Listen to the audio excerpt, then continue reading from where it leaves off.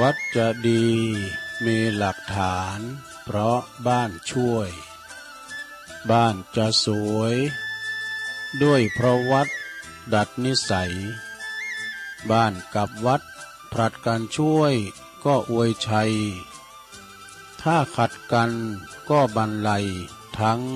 สองทางขอความนอบน้อมแด่พระรัตนตรัยอันมีพระพุทธพระธรรมพระสงฆ์เป็นสรณะที่พึ่งกราบแนบใจไหวสาถวายความเคารพมายังครูบาอาจารย์พระมหาเถรานุเถระตันเจ้าคณะพระสังฆาธิการพระภิกษุสามเณรเจ้าจุโตนจุองค์กุวัดวาอารามพร้อมตึงสำนักติภักส่งตัวเนอะขอความเจริญในธรรมเจริญปอน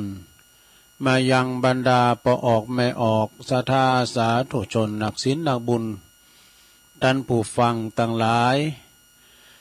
ที่ได้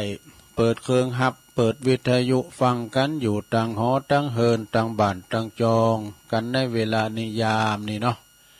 ก็มาหมุนคืนฟังรายการสาระธรรมยามค่ำนะซึ่งดำเนินรายการบริหารเวลาโดย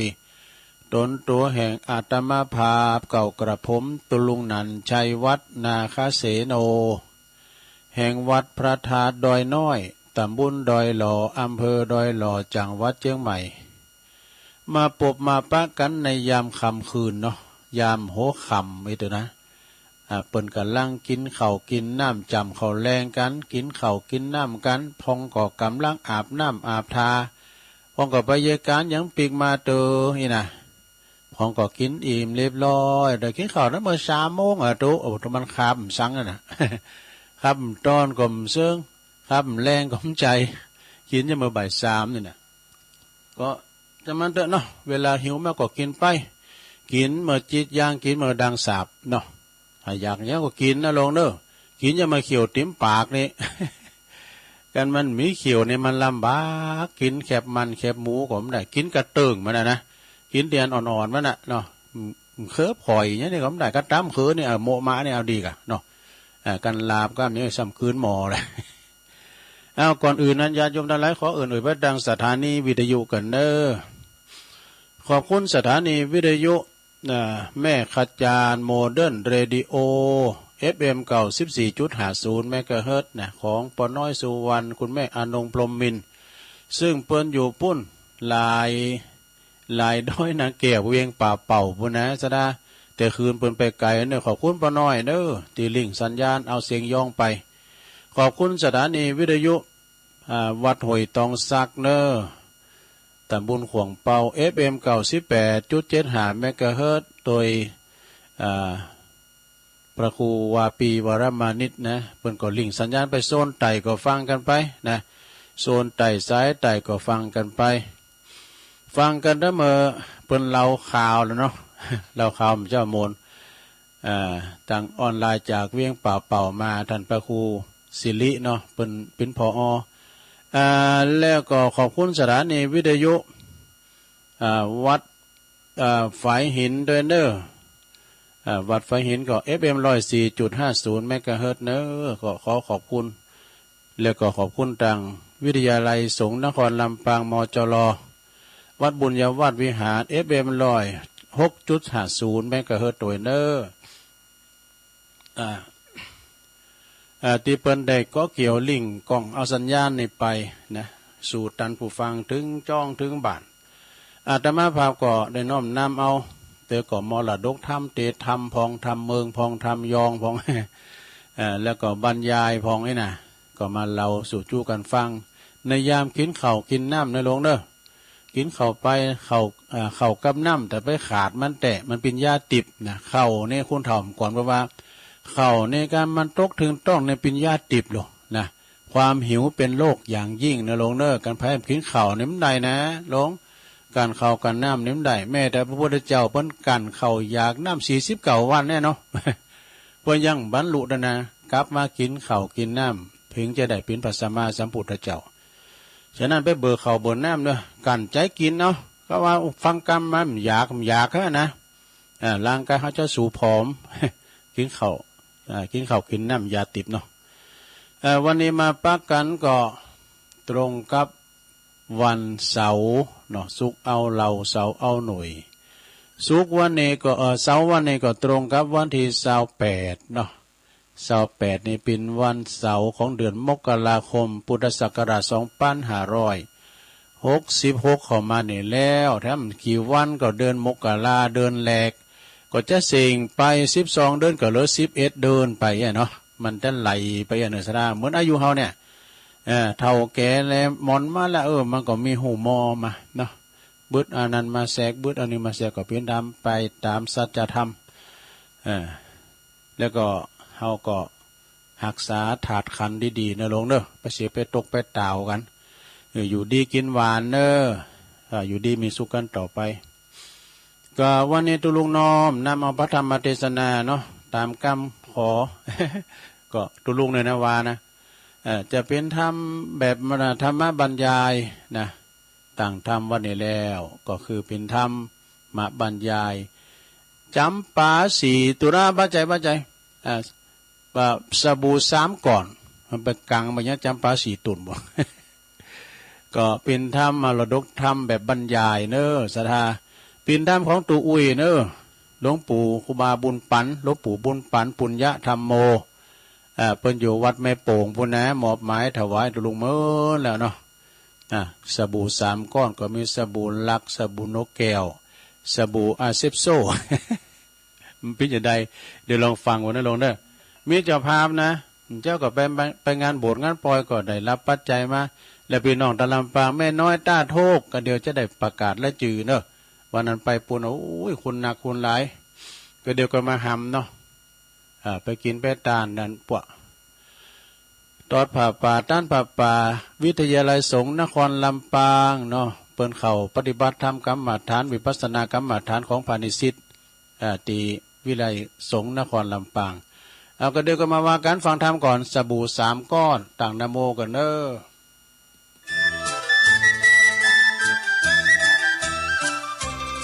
ขอตัวขนมใจเดี๋ยวมันตั้งไว้ตอนนี้ลูกเนาะใจเย็นๆอ้าวฟังธรรมกันนะลงเนอนะโมตัสสะภะคะวะโต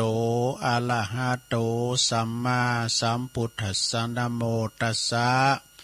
ภะคะวะโตอะระหะโตสัมมาสัมพุทธัสสะ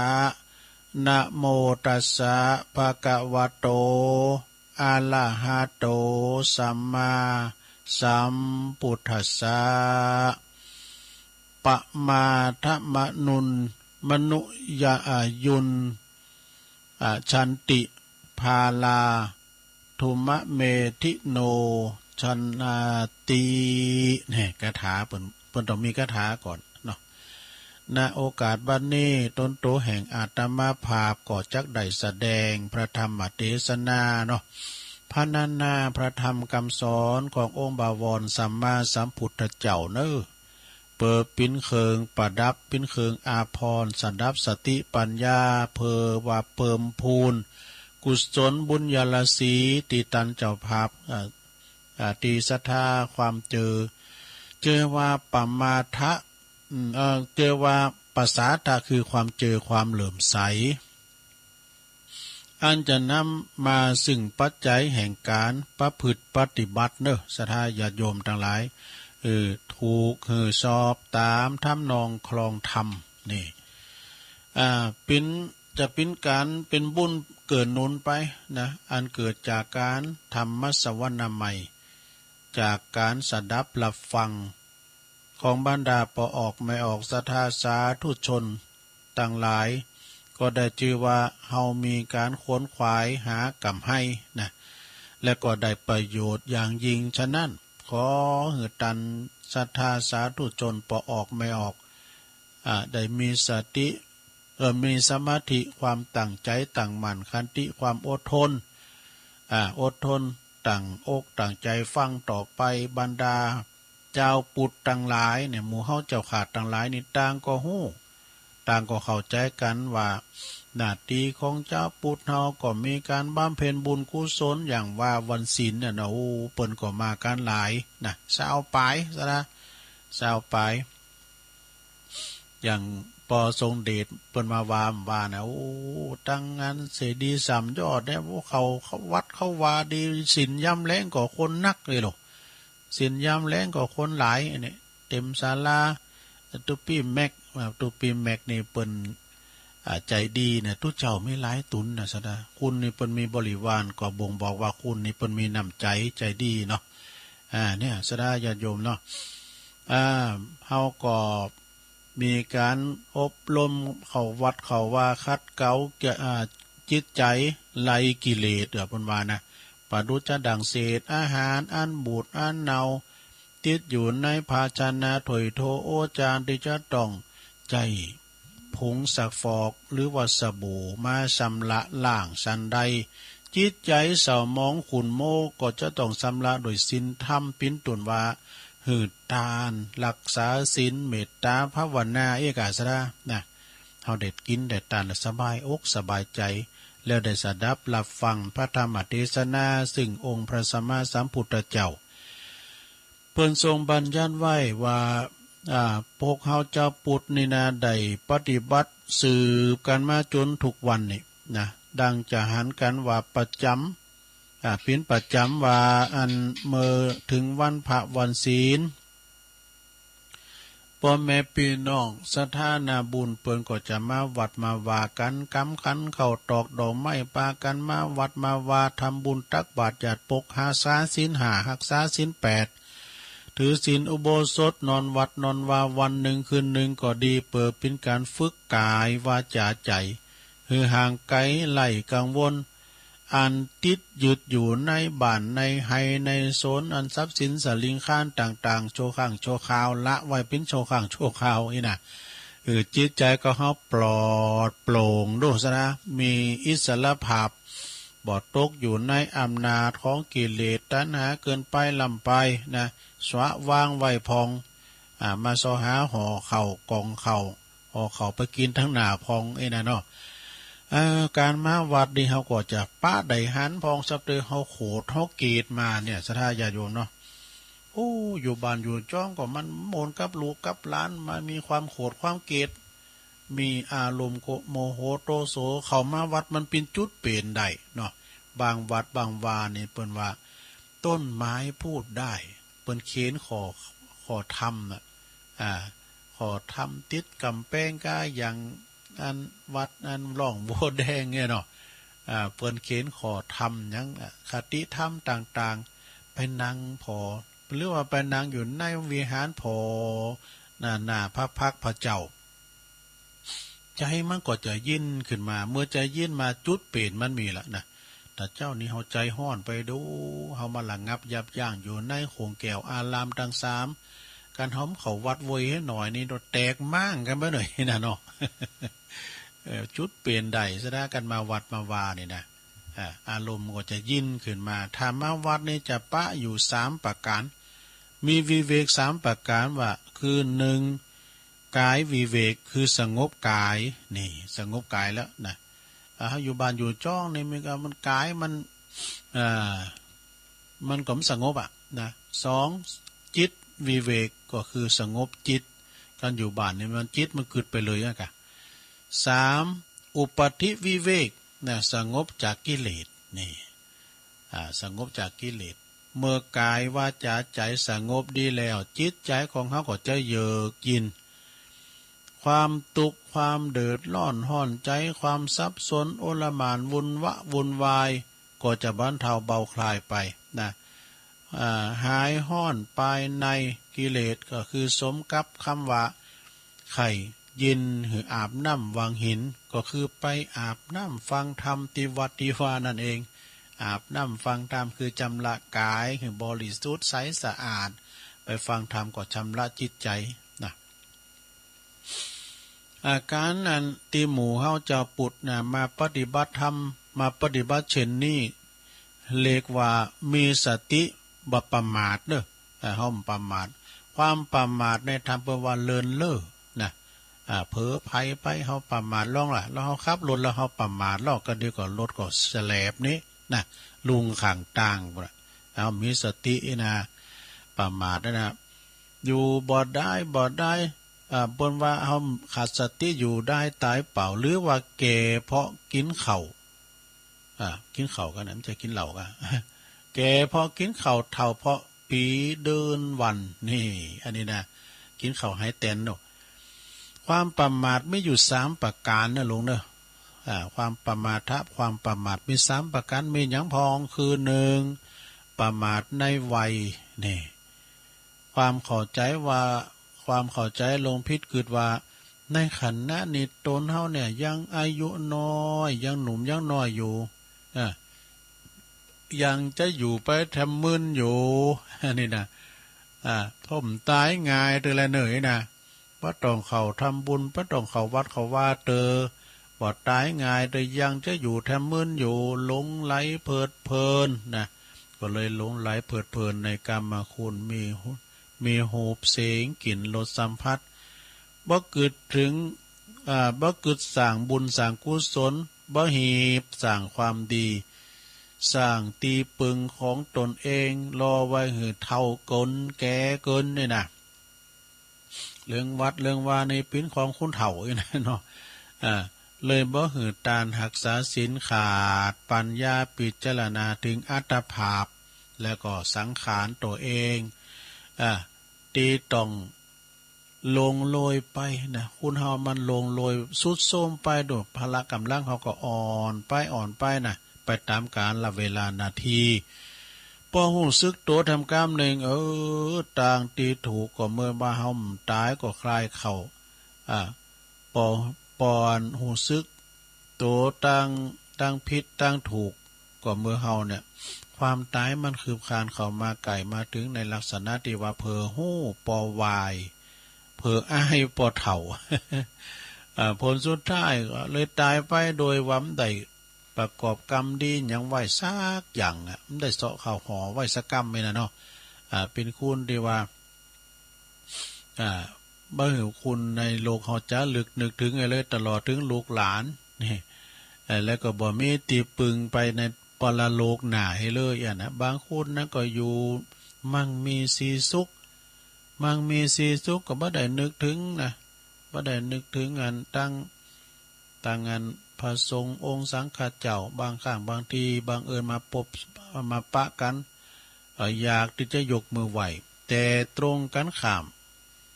มือเขาก็ไปไหวคุณที่เป็นคาลาหัดนะคาลือหัดที่เป็นมีฐานะมียศมีตำแหน่งเนี่ยนะเนาะที่เคยหันกันอยู่บ่อยๆซึ่งเขาเคยหันกันอยู่บ่อยๆทางที่พระสงฆ์นี่ก็เป็นรัตนะดวงหนึ่งนะคือดวงที่3ปิ้นตีปึงปาอาศัยปิ้นตีปึงปาตั้งใจเนี่ยสดาญาโยมทั้งหลายเนี่ยปิ้นตีปึงปาอาศัยตั้งจิตตั้งใจอย่างคุ้นเถ่า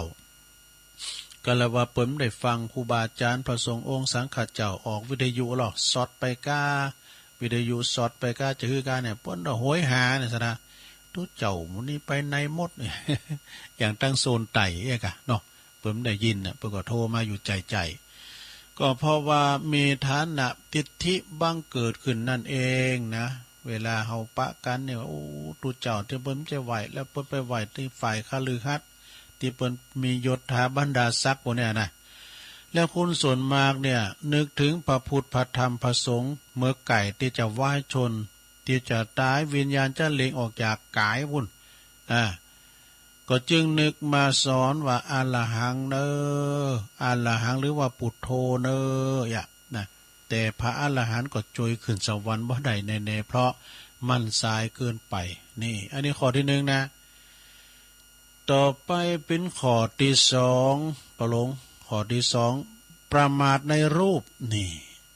หลงไหลนะก็คือหมายความว่าหลงไหลในรูปทรงองค์เอวเฮานี่ยังหล่อยังเล่ายังงามอยู่ด้วยนะเมาโตเก่า คุณนันสอบคุณนันสมโอดว่าโอ้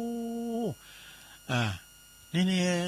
สีหนุ่มนะงามอยู่เนี่ยขนาด60ปลายแล้วนะยังหล่ออยู่ได้ ก็หูซึกปืมจิตปืมใจสุกอกสุกใจโดนตนลุกยอเหมือนที่ว่าจะลอยขึ้นเมืองฟ้านี่ถึงบะแก่บะเฒ่า ผิวพรรณวันณะเนี่ยมันก็เหี่ยวแห้งไปเหี่ยวโยนไปเป็นไปตามกาลเวลาซะนะเนาะเหมือนดอกไม้เต่งตูมในเวลาเจ้าเหี่ยวเฉาในเวลากลางวันลงโรยไปในเวลาพลบค่ำนี่อันดอกไม้นี่มันก็ลงโรยไปมันก็หยุมได้มึนเหมือนกับ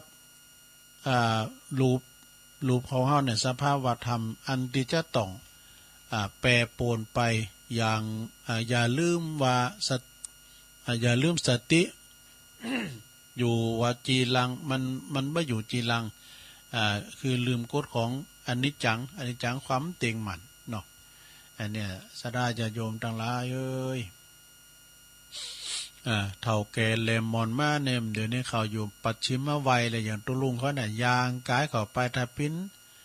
นตะวันนี่มันแรงแล้วเอกเนาะพำลำเปิงไว้ต่อไปขอที่3เนี่ยลงเด้อข้อที่3ประมาทในทรัพย์ก็คือเป็นทรัพย์สินเงินทองเข้าของสัมปติให้นาปัดตั้งเอกหลงไหลอยู่ในทรัพย์ในศีลของเฮาบ่ต้องทำการทำงานกินนอนเอาของเงินทองเฮามีปะเลอะเปิดเติมสังน่ะคุณมีคุณมานับหน้าถือตาเพลินโมเมาในความมั่งมีสีสุขนะลืมทุกสิ่งทุกอย่างวะนะลืมหยังก็เลยบ่ได้ทำบุญกรรมดีบ่สร้างกรรมบ่ได้สร้างกรรมดีบ่ได้สร้างบุญสร้างกุศลมีความหันแก่โตดังจิตตัวเฮานี่ก็จะมีจิตใจขับแคบนี่มีกิเลสความตนีทีเหนียวเข้ามาครอบงำมีทรัพย์ไปก็ไล่ประโยชน์เปิดก็เกิดมีโทษแก่ตัวเองเหมือนกันใจทรัพย์เช่นใจทรัพย์ไปต่างตีบ่ดีไปจ้างว่านเปิ้นค่าทำลายเปิ้นค่าขาย ลงทุนของที่ผิดกฎหมายก็น่ะใจทรัพย์สินที่บ่ถูกที่ขาดเหตุผลขาดสติปัญญาจึงนำพาความเดือดร้อนห้อนใจความหายนะมาสู่ตนเองดังเขาได้ยินตามข่าวประจำอยู่ถึงวันนะดังบาลีเปิ้นตรัสไว้แถมกรรมหนึ่งว่าท่านันติโภคาทุมเมทังก็แปลว่าทรัพย์สินตั้งหลายยอมข่าคนที่มีปัญญา3ดังนี้แต่ที่เขาจะเกิดว่าโอ้เฮาอยู่บุญกองเงินกองทองจะฉุกคิดว่าก็เพราะว่าบุพเพกตปุญญาตาเขาได้สั่งไว้ในจาดก่อนด้วยเนี่ยคือเขาเคยบริจาคทรัพย์สินเงินทองตานมาแล้วคิดว่าเขาเคยสั่งบุญสั่งกุศลไว้ในจาดปังก่อนเพราะว่าจันนี้เขาถึงมังมีสีสุขมีทรัพย์สินเงินทองมากมายกับว่าบักกึศกรรมเนี่ยอันนี้ก็เป็นเรียกว่ากินบุญเก่า บุญใหม่หอมสั่งมันก็เหมือนกับธนาคารอย่างตุลุงวาน่ะเขาก็มีกันมาเบิกมาชะตั้งเขาอยู่ในธนาคาร8,000เลยนะ8,000นี่มันถึง10,000เขาจะขอถึง10,000ก็ไม่ได้ไปสักเตือแล้วก็ไปเบิกมาอยู่ใจนะเบิกมากำ500กำ1,000เบิกเงินเก่ามากินดีๆก็มันก็เสี่ยงไปนี่กองข้างเนาะ เงินกองข้างก็บกก็พองไปหน่อยไปก็เงินใหม่มาไปฝากบุญใหม่ห้อมเติมเนาะสถานเนาะเวลาหมดบุญหรอเหมือนกับเงินหมดธนาคารเหลือการบัญชีเป่า ก็จะตั้งไม่ได้หมดก็โตเบิกไปหมดนี่นะแล้วก็กล้ามาเป็นคุณธนีทีเหนียวเกิดไว้ว่ากินต้านถึงวันนี้เขาก็กินสร้างบุญใหม่ไปหลงไหลต่อกิเลสความเคล้างมงายนี่คุณชนินนี่ถึงว่ามีชีวิตอยู่แต่บ่ได้ประกอบคุณงามความดีบำเพ็ญตนในไปทางที่ชอบ ไปทางที่ถูกที่ชอบก็เหมือนกับคุณที่ว่าตายทั้งเป็นนี่วะ สุมาเนี่ยสมกับอันพุทธภาษิตที่เป็นกล่าวรับรองไว้ว่าเยปมัตตายถามัตตาแปลความเป็นไทยว่าความประมาทเหมือนคนตายแล้วนี่จะไปประมาทนั่นลงเนอะ จะไปประมาทจะไปเลินเล่อประมาทพังเผลอหลงลืมเอาต่อไปความประมาทมัวเมาสามประเภทมัวเมาในวัยหนึ่งมัวเมาในความที่ไม่โลภภัยไข้เจ็บหนึ่งมัวเมาในทรัพย์สินสมบัติหนึ่งเนี่ยตึงมดตึงเสียงนี่ก็เป็นตั้งแห่งความเสื่อมเหมือนกันเนอะถ้าเฮามัวเมานะดังที่เปิ้นเขียนไว้เป็นคำที่น่าขันวะนะน่าฟังไว้ว่าเมาเบอร์ เมาเบอร์นะเมาเบอร์เนี่ยแช่เนาะใจเศร้าเมาเหล่าไอไอเวิงนี่เพิ่มตุกนี่เมาสนุกเพิ่มจนเมาตัวตนลืมตายเมาเพศยิงใจลืมวัยนี่เมาหลินพ่ายลืมเจ็บแอวลืมนอนแต่กับปนโตเป็นนางฟังธรรมสักบึดสักเหมือนเจ็บแอวปลาหลินไพ่ตองนี่คืนหงพี่เนี่ยอันนี้ก็เป็นความโมเมาเนาะสดาเนาะแต่นั่นเนี่ยสดานะจงอย่าดำเนินชีวิตโดยความประมาทเน้อหลงลูบเสียงกลิ่นรสสัมผัสยิ่งว่าสิ่งที่เย้ายวนโกนใจสนุกเพลินเกินพอดีมันเกินไปสนุกเพลินกับโลกมันจะเลื่อนเวยลำไปตั้งเทวดาเปิดก็เลยเอาโควิดมาเบรกไว้ มาเบรกไว้พองเนี่ยแต่ก็เบงก็ยุดกึกดูเปลี่ยนพศก่อน 7 วันอันตรายก็มีน่ะมันต้องมาเสียพลังงานชลบก้ายเนาะ เกิดกันแล้วยุดกึกเมื่อว่าเฮาอดทนข่มจิตข่มใจได้แล้วก็ยอมจะปะกับความสุขสงบได้ปอสมแก่อัตภาพแม้แต่องคุลิมานซะได้ลองคือพอหรอองคุลิมานเนี่ยเป็นยังสำนึกบาปนะฆ่าคูณมาเนี่ยเป็นปั้นเนาะโอ้จะฆ่าเพราะแม่บุญเนี่ยเนาะซึ่งก็เคยปิ้นมหาโจรมาแล้วฆ่าคุณปิ้นจำนวนมากหลายแล้วก็ภายหลังเปิ่นสำนึกสำนึกความผิดชอบโชดีก็เลยกลับกลายมาเป็นคุณดีนะมาโบสถ์จนสำนึกจนสำเร็จเป็นพระอรหันตานะจนเป็นตัวอย่างคนดีของโลกวะเนาะพระพุทธเจ้าเปิ้นได้ตรัสว่าผู้ทำโลกให้สว่างเหมือนพระจันทร์พ้นจากเมฆหมอกฉะนั้นนี่นะสถาเอาอย่างหลายอยู่เนะ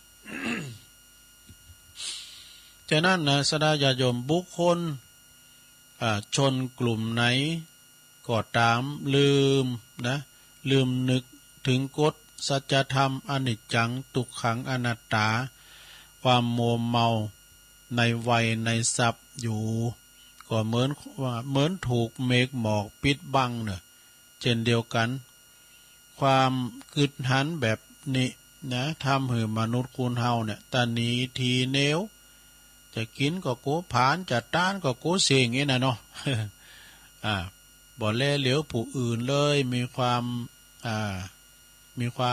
ละโมบโลภมากทางพระเปิ้นเรียกว่าลาภมัจฉริยะตนีทรัพย์ตนีทรัพย์สินเงินทองของใจมันปินมนทินว่าเปิ้นว่านะสิ่งโสโครกทำหือปินคุ้นติดใจขับแคบเนอะสถาเนอะปึงปาอาศัยบ่ได้ขาดความเมตตานะกรุณาเอื้อเฟื้อเผื่อแผ่กัน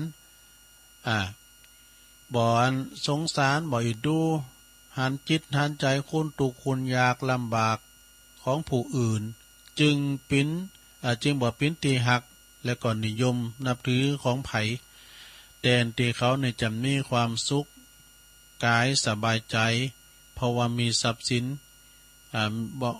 กลับมาปิ้นตุกทวีคูณ ปิ้นตุกทวีคูณเพราะว่าคอยระมัดระวังทรัพย์สินแต่โกมันวินาศสาบสูญบางครั้งเนี่ยบางรายในชีวิตก็วามวายตายเพราะทรัพย์ก็มีนะตายเพราะทรัพย์สินเงินทอง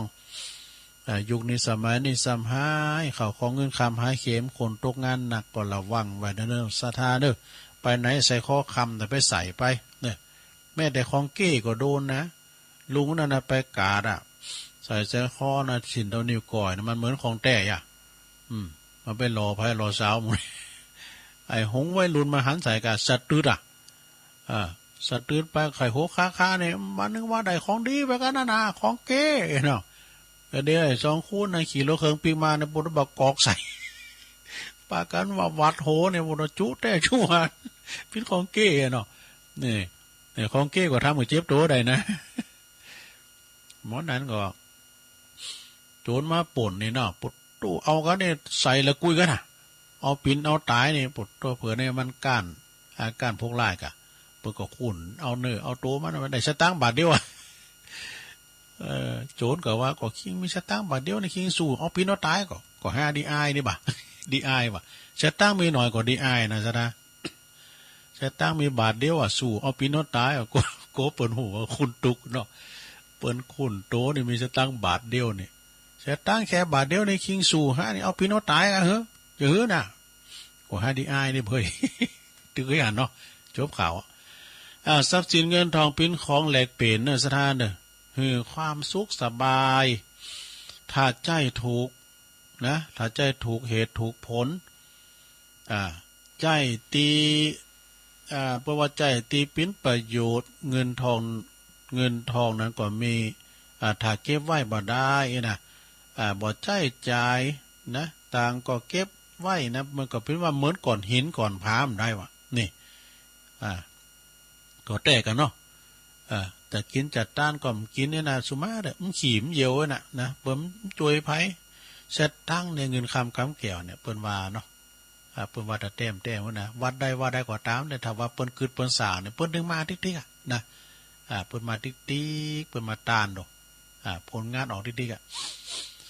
มีเงินมีคำก็เหมือนกันเขาก็ระบายไปกะกินไปตันไปมันดึงมาติ๊กยิ่งให้ยิ่งได้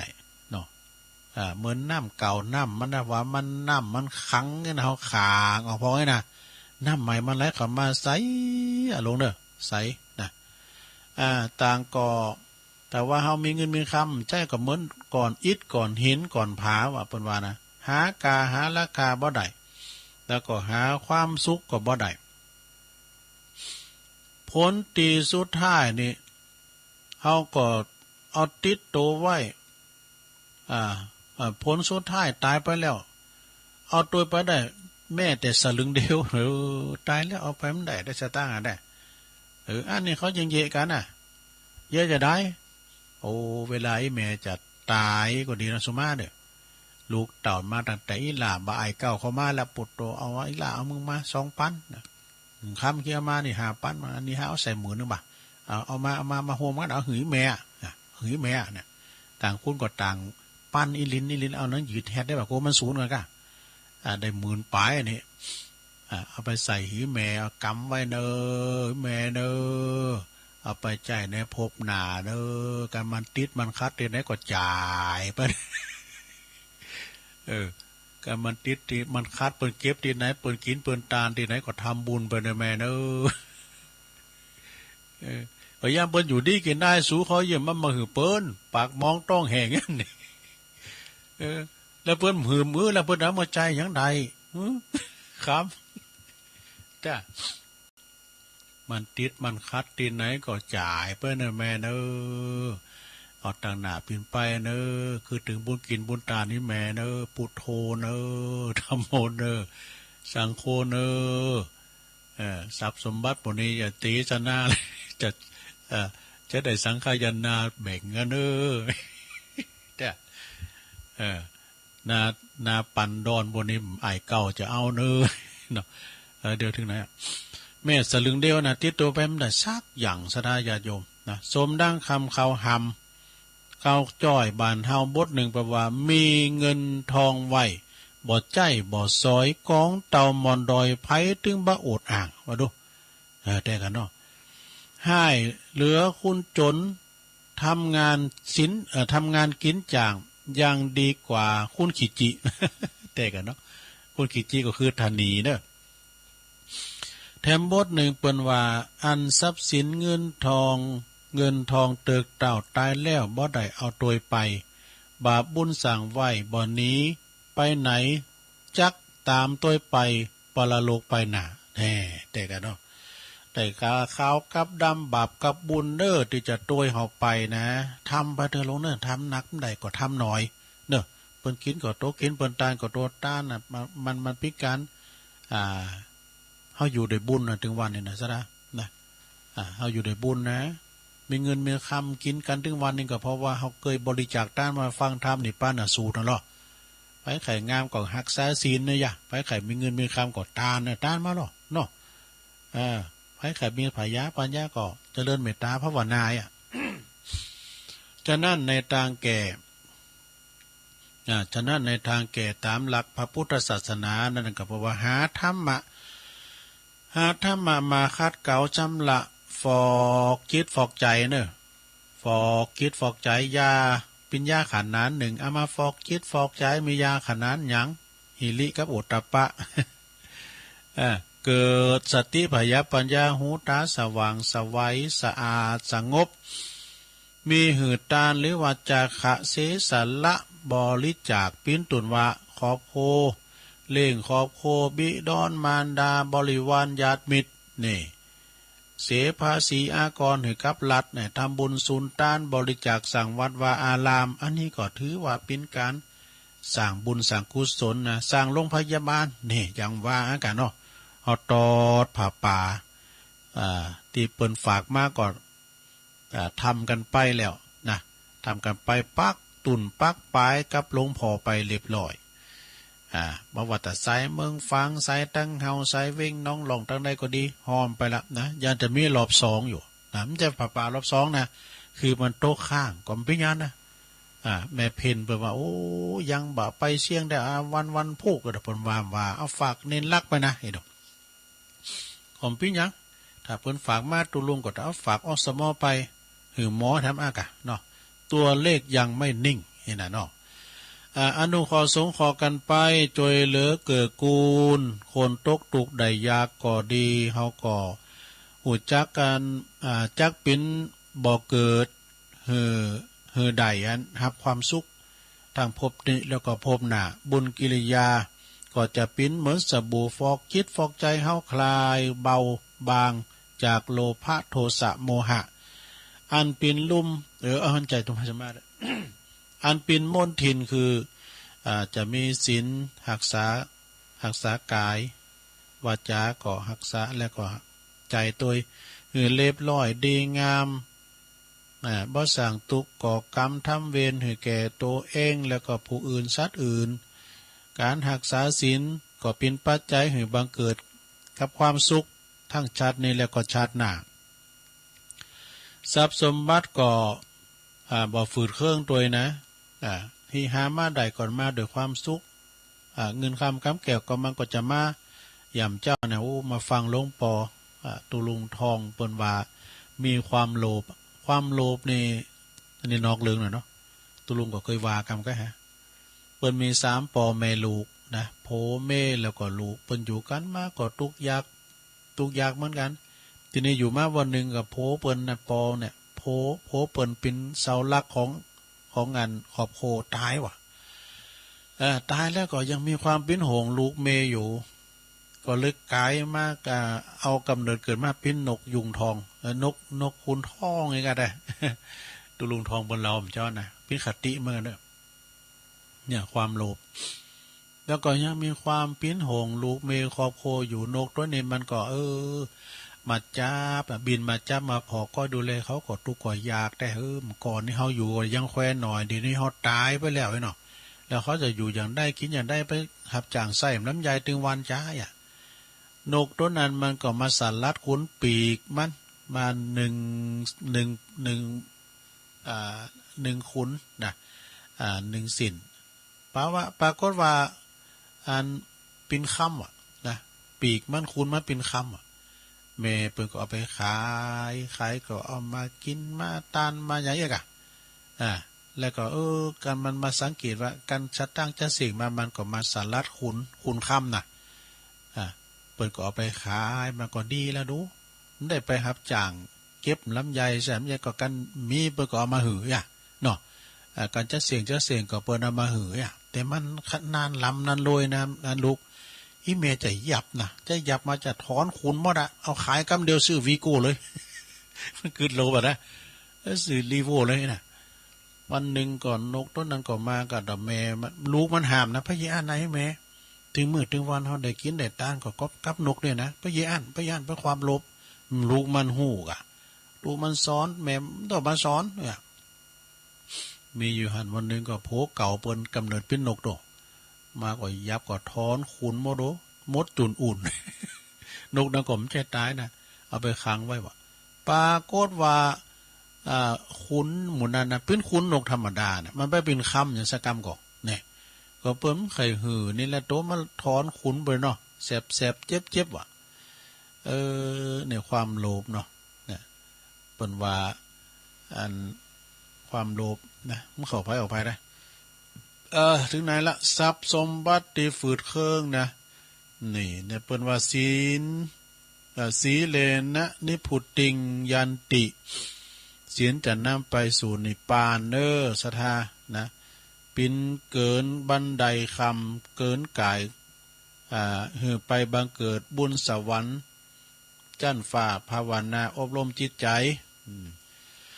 หือสมาธิเกิดปัญญาหูแจ้งเรียกว่าสมถะหมายความว่าสงบจากนิวรณ์ต่างหากมีกามฉันทะเป็นต้นวิปัสสนาก็ทำให้เกิดปัญญาพิจารณาในขันธ์ทั้งห้าว่าบ่หมั่นบ่เตงเกิดมาแล้วก็ต้องแก่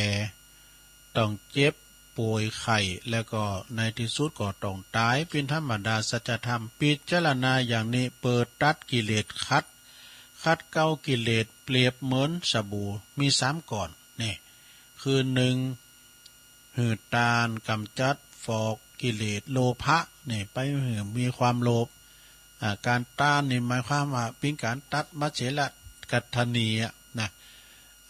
แล้วก็ความโลภตัดความโลภได้2รักษาศีลกำจัดซักฟอกความโกรธนะอาฆาตพยาบาทมาดไล่ปองไล่เปิ้นนะ3ภาวนากำจัดซักฟอกกิเลสในตัวน้อยนะอันเป็นมิจฉาทิฏฐิหือหมดสิ้นไปความประมาทโม้เมาเคล้างมงายนะก็จะบรรเทาเบาลงก็จะพบแต่ความสุขสวัสดีนะตามสมควรแก่ธรรมานุธรรมปฏิดังจี้แจงแสดงมาในหัวข้อสบู่ซ้ำก่อน ก็เหมาะสมแก่กาลเวลานะตุลุงก็ขออ้างอิงเอาตังคุณพระพุทธพระธรรมพระสงฆ์คุณพระเกี่ยวเจ้าทั้ง3ประการจูงด้นบานดาลมาปกป้องคุ้มครองรักษายังปออกไม่ออกศรัทธาสาธุชนคนดีทั้งหลายเหตุได้พ้นจากภัยโรคภัยไข้เจ็บพยานอันตรายทั้งปวงนะมีความสุขกายสบายใจพัฒนาสิ่งหนึ่งสิ่งใดแต่หากว่าสิ่งนั้นชอบประกอบไปโดยธรรมก็ขอสมความมุ่งมาปรารถนาจุสิ่งจุปการดังแสดงธรรมมาก็สมควรแก่กาลเวลาก็ขอสมมุติยุติลงปรุงไว้เพียงเท่าอีเอวังก็มีด้วยปกาละชนีสาธุสาธุสาธุจบลงไปสัทธาญาติโยมทั้งหลายเสียงไข่ยานไปหน่อยเนาะ ทำสบู่3ก่อนเป็นธรรมบรรยายจบลงไปซะนะบางทีก็ซ้ำกันพองเนาะวันนี้เขาประกาศจื้อเจ้าภาพกันที่เปิ้นหอมกินหอมตาลปะตุลุงเปิ้นหือซองมาซองนะพี่น้องตังปุนก่อนนอกตังลำปางปอสุนทรแม่คำมีกันเนาะกาจุ่มไม่แก่เนี่ยเนาะจากลำปางรวมทำบุญ1 ซองแม่น้อยอินยาสีอันนี้ก็ลำปางเหมือนกันเอาอาหารมาถวายด้วยวันนั้นแม่น้อยฟังอยู่แล้วให้น้อยหนึ่งแม่น้อยตาโทกอันนี้แม่น้อยถ้าอาสาก็หาเนาะแม่น้อยตาโทกจากลำปางก็รวมทำบุญ1 ซองแม่สีนวลวงชมพ ผู้วายากันนะอายุ84 ปีแล้วดูรวมตำบุญมาแทบ1 2เนาะอันนี้เนี่ยตำบลบ่อแห้วไว้กันฮะเป็นคนเฒ่าบนเขียนนะแล้วเจ้าก็ขอขอบคุณตังอันนี้แฮมท่องหนึ่งนางสมอินยาศรีอันนี้ก็เปิ้นอยู่บ้านดง บ้านดง บ้านดงสันเงินนี่ก็ฮะสุมาเนอะ จากลำปางก็รวมตำบุญมาโดยแม่วันดีเครือคำหล่อด้วยเนาะหน้าคายสุรศักดิ์มนตรีกันเนาะแต้ม1 2อันนี้ก็เจ้าก็ไปปุ่นอันนี้ไปว่าเนาะไปพวกไปดิมจรลำปางเพิ่นก็ฝากห้อมาแล้วก็อันนี้มีแม่ทองคำพรหมมินเปิ้นอยู่อินทขินแม่แตงห้อมมาเจ้านี่1 2เนาะเจ้าไปห้อมปล่อยเปิ้นปล่อยโบสถ์เป็กตูเจ้า2 ตุนอันนี้แม่กันดาศรีเนตรอุทิศบุญกุศลตานทำไปหาปลิตแล้วก็แม่ชุมนาคประสาทเนอตีลงรับดับขันไปก็ขออนุโมทนามาณโอกาสที่นี้ตัวเนอแต่เจ้าก็ไปแต่ว่าก็ไปลาทำบุญเนอะ จะไปหับทานนะ3 วันมาเนี่ยเนาะตั้งแต่โยมบิดาของท่านพระครูสมงวิศวัตรวรกิจโจที่ปงไต่เนาะลำปางแล้วก็มาที่มจรมหาลัยมจรลำปางแถมเนี่ยมาทำบุญกันวัดตอดผ่าป่าฟังเทศน์ฟังธรรมกันวันนี้เบลก็สืบชะตาโลกกันเนาะออกกรรมกันวันนี้แล้ว พานิสิตก็ป้าพี่น้องสถานทางลำปางก่อนนักลายเนอเจริญปอนเนอที่เปิดมาตักตายกันโอ้อีแม่ฟังอยู่เนอนะอีแม่ก็ฟังอยู่เนอเนี่ยก็ฟังกันไปเนาะขอบคุณทางครูบาอาจารย์ท่านพระครูทางพระครูบัณฑิตเขาก็ดีสิริเขาหน่อยนะพออาจารย์ท่านพระครูดร.บวรวิทย์เขาเนี่ยนะเพิ่นก็ดำเนินรายการโอ้ตุปีจ้อยเขาตุปีต้อมเขาโอ้หลายเนาะเพิ่นก็มาต้อนรับก็จะดีศรัทธาญาติโยมก็เลี้ยวกันไปเป็นงานเจ้าก็ชุมนุมเด้อเจ้านี่ก็มีการบวชเตรียมบ้านโกนผมมาด้วยเนาะบวชแต้มผูกก่อนถวายเป็นพระราชกุศลแด่สมเด็จพระเจ้าลูกเธอเจ้าฟ้าพัชรกิติยาภาเนาะเปิดก็โบสถ์กันมาโบสถ์8 ตุน9 ตุนก้ามผู้กะที่วัดพระธาตุดอยสุเทพเนาะโยมพานิตานี่เปิ้นพรหมมินเปิ้นก็โบสถ์ปีอ้ายใต้โหเปิ้นแล้วก็หลานบ่นี่ก็ทำเนาะ2 ตุนว่าครูบาอาจารย์ก็ไปกันหลายครูบาดอยเขาเนี่ยครูบาแดงเขาเนี่ยตันดอยสุเทพก็มากันหลายเนาะก็ไปป้าก็หันไปชานเพียนก็หันหอมกินหอมตาลหอมปอยที่หันโมคนหลายเนอะที่บ้านสันปัดตองบนน่ะ เพื่อนก็ฟังรายการอยู่นะเอาแต่ก่อนอื่นเนี่ยก็จะเอาปอนนี่ก่อนเด้อสราเนาะเดี๋ยวก็จะได้ผักไก่กั้มนะเอาปอนแล้วก็ผักแล้วก็มาต่อกันทุ่มกึ่งเนาะขอบคุณกูเสงกูสายที่เปิ่นฟังกันเอาปอนทำไว้ก่อนเด้อตึงลงตึงหลายเนาะยะถาวาริวหาปุราปาริปุเรนติสากัลังเอวะเมวะอิโตทินังเปตานังอุปกปติอิชิตังปฏิตังตุมหังคิปะเมวะสมิจตุสเปปุเรนตุสังกปะจันโทปนารโสยะถามณิโจติรโสยะถาสปิติโยวิวัจจันตุสัพพะโลกวินาศตุมาเตภวัตวันตรายโยสุขีติขายุโกภวะอภิวาตานาสีลิสานิจังมุตตาปัจจายโนจัตตารโอธรรมาวัฏันติอายุวันโนสุขังปะลังเอาแล้วก่อนจบไปวันนี้ขอบคุณทางคุณพ่อสะอิ่งพลกลางโดยเนอร์ปินได้โชเฟอร์ มาส่งตุลุงถึงวัดเนาะไปพวกไปอินทขินแม่แตงอุบาจารย์ก็ไปกันหลายเนาะสดาเนาะก็เดี๋ยวก็มาอุกันต่อเนาะตอนนี้ตุลุงก็จะผักหยอบยั่งกินน้ำกินทากันเด้อทุ่มกึ่งมาบักกันน้ำหมายเนาะเจริญพรกันเด้อ